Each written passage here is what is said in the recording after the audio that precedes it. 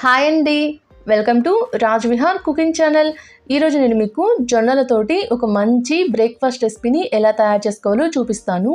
దీన్ని బ్రేక్ఫాస్ట్ లానే కాదండి, ఈవినింగ్ టైంలో స్నాక్స్ లాగానే తీసుకోవచ్చు.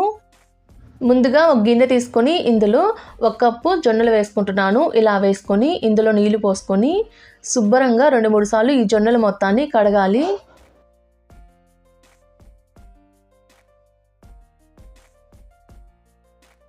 ఇలా శుభ్రంగా 2-3 సార్లు కడిగిన తర్వాత ఇందులో 2 గ్లాసులు నీళ్లు పోసుకొని 8 గంటల పాటు నానబెట్టుకోవాలి.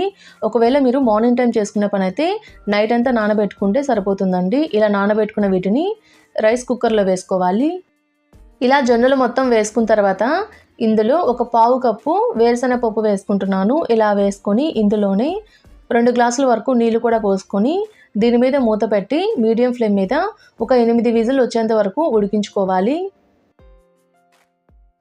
ఇలా ఉడికించుకొని విజిల్ అంతా పోయిన తర్వాత దీని మీద మూత తీసి ఒకసారి చెక్ చేసుకుందామండి. చూసారు కదండి, ఇవైతే చాలా బాగా మెత్తగా ఉడికాయి. ఇలా ఉడికించుకున్న వీటిని ఒక స్ట్రైనర్ సహాయంతో ఇందులో ఉన్న వాటర్ మొత్తాన్ని వంపేసుకోవాలి.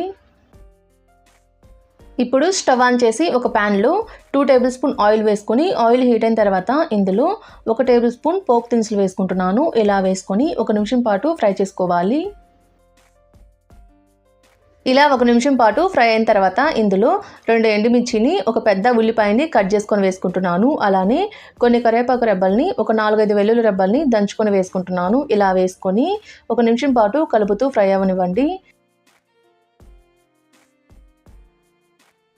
ఇలా ఉల్లిపాయలు కొంచెం కలర్ చేంజ్ అయ్యేంత వరకు ఫ్రై చేసుకోవాలి. ఇలా ఫ్రై అయిన తర్వాత ఇందులో మీ టేస్ట్ని బట్టి సాల్ట్ వేసుకోవాలి. ఇందులోని 1/4 టేబుల్ స్పూన్ పసుపు కూడా వేసుకొని మొత్తాన్ని కలుపుతూ మరొక నిమిషం పాటు ఫ్రై చేసుకోవాలి.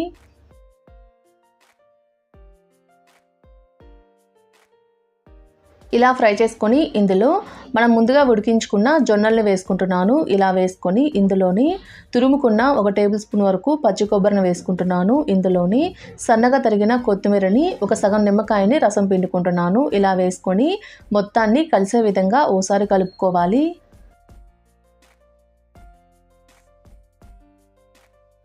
ఇలా కలుపుతూ 1 నిమిషం పాటు మీడియం టు లో ఫ్లేమ్ మీద ఉడికించుకోవాలి.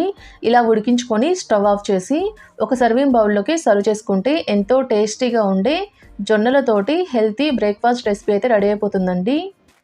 మీరు కూడా ఒకసారి డెఫినెట్గా ట్రై చేయండి. ఎలా వచ్చిందో నాకు కామెంట్ చేయండి. మా వీడియో మీకు నచ్చినట్టయితే మా ఛానల్ని సబ్స్క్రైబ్ చేసుకోండి. Thanks for watching.